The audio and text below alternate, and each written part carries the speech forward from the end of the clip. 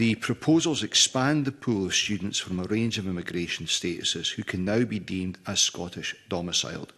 It means, for the purposes of being assessed for a home fee place with access to tuition fees and, in some instances, access to student bursaries and/or loans, all students other than accepted groups must now meet the same length of residence in the UK, 3 years, to access this support.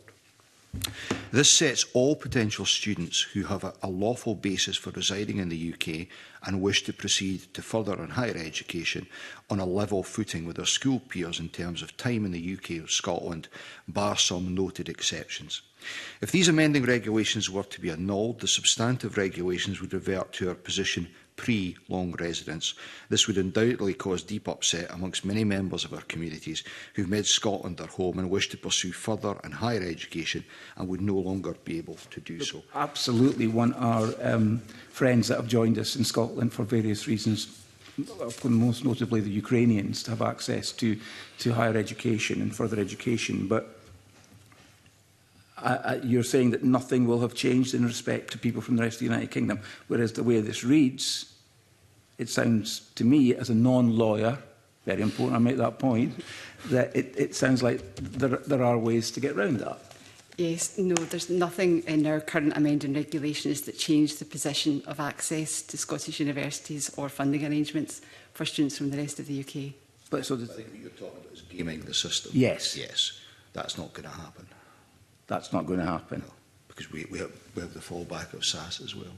All right. My concern is that universities, I think, in the current circumstances that they're in, need to understand what this is going to mean for places and finance. So can I ask the Minister, how many people does he believe will be able to access home tuition fee rate and living costs as a result of the changes in the SSI?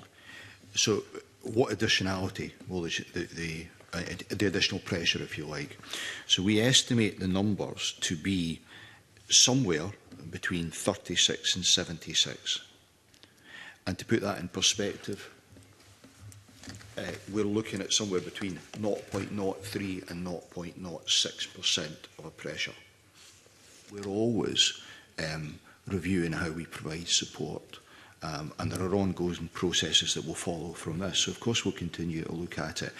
And clearly, if there was a very substantial increase, then that would have to be taken on board.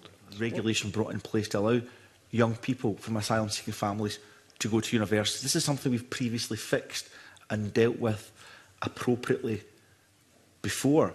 Unfortunately, through the passage of time, we've not kept the required legislation as attentive as it had to be to make sure that future generations of young people in the asylum process could get their right to an education. So my question is that these provisions will be kept under review to make sure we don't find ourselves in that back to the future position again, where we previously, as a Scottish Government, did the right thing. Certainly for my young constituent, was the first asylum-seeking under 18 to go to university in Scotland with a fully funded place. Yeah. We were talking about this prior to coming into the committee today about the need to ensure that all regulations that cover this sort of area are kept up to date as far as that's possible to do. So I think that would be very much our intention, accepting the pressures that exist on government in a variety of ways.